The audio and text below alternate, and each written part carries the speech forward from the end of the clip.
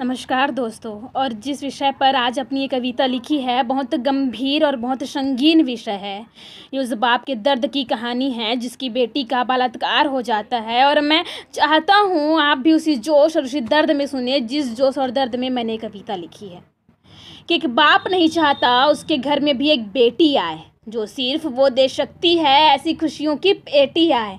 वो नहीं चाहता उसके घर में भी एक परी हो जो नन्ही सी मुस्कान लिए उसके सामने खड़ी हो।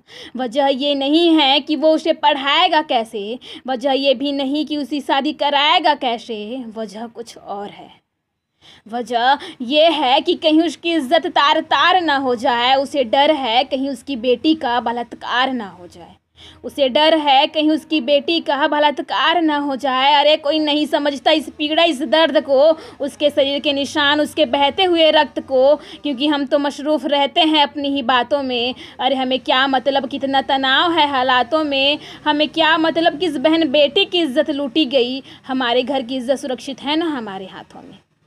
अरे और कुछ नहीं तो हम हिंदू मुस्लिम का मसला उछाल देते हैं। अरे दो चार हिंदू तुम मार दो, दो चार मुसलमान हम मार देते हैं। क्योंकि बेटी के मामले में तो गलती बेटी की ही रही होगी, लड़के ने नहीं, लड़की ने ही ज़बरदस्ती की होगी।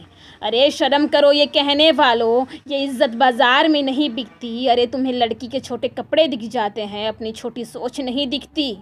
और क्या कहते हो तुम कि लड़की अगर रात में बाहर निकलती है तो ही रेप होता है, लड़की अगर छोटे कपड़े पहन के सरेआम घूमती है तो ही रेप होता है। तो मेरी बात ध्यान से सुनना कि बाहर निकलने की क्या ज़रूरत है जब घर में ही 8 महीने की बच्ची का बलात्कार हो सकता है। और किसी बाहर वाले की क्या ज़रूरत है जब उसका रिश्तेदार ही गुनहगार हो सकता है। अरे उसकी चीखों से पूरे घर में हलचल थी, जब उसे देखा गया पूरे खून में लथपथ थी। अरे मैं पूछना चाहता हूँ 8 महीने की बच्ची होती कितनी है, उसकी तो ढंग से आँख भी नहीं खुली होगी। कहीं ठंड ना लग जाए मेरी बेटी को, उसकी तो उंगलियाँ भी नहीं धुली होंगी, उसकी तो उंगलियां भी नहीं धुली होंगी। पर आँख खुलने से पहले ही तुमने उसे सुला दिया। जिस देवी को दूध से नहलाना था उसको खून से नहला दिया। अरे उसे देख तो उसकी आत्मा भी डर गई थी। उस दिन सिर्फ एक बेटी नहीं पूरी इंसानियत मर गई थी। उस दिन सिर्फ एक बेटी नहीं पूरी इंसानियत मर गई थी। पर ना जाने ये तुम्हारी सोच किस फिराक में बैठी है। शायद तुम भूल जाते हो कि एक जवान बेटी तुम्हारे घर में भी बैठी है। अरे तुम्हारी इसी भूल की वजह से मेरे बहन के शरीर से सरिया डाल दिया जाता है, चलती बस में फिर उसे फेंक दिया जाता है, उसे रोड पर नंगा देख उसकी वीडियो बना ली जाती है, फेसबुक व्हाट्सएप पे फिर उसकी इज्जत उछाली जाती है। पर साहब वो तन से ही तो नंगी थी, मन तो उसका जिंदा था। एक चुन्नी तक नहीं उड़ाई गई। उस दिन मर्द शब्द अपने आप में शर्मिंदा था। उसके कातिल भी जेल से यूं ही निकल जाते हैं, वहाँ से निकल फिर वो एक बस में चढ़ जाते हैं ताकि फिर कोई बहन उसकी बस में सवार हो सके, ताकि फिर कोई दामिनी उसकी हवस का शिकार हो सके। फिर हम नारे लगा देते हैं बेटी को कमज़ोर बताने के।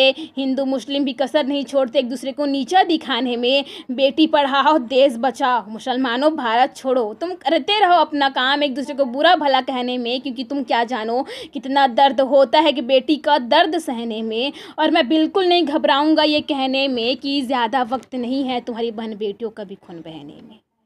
अरे ये सब सोचकर कौन बाप चाहेगा उसके घर में भी एक बेटी हो जो छाती से लगी उसकी गोद में बैठी हो।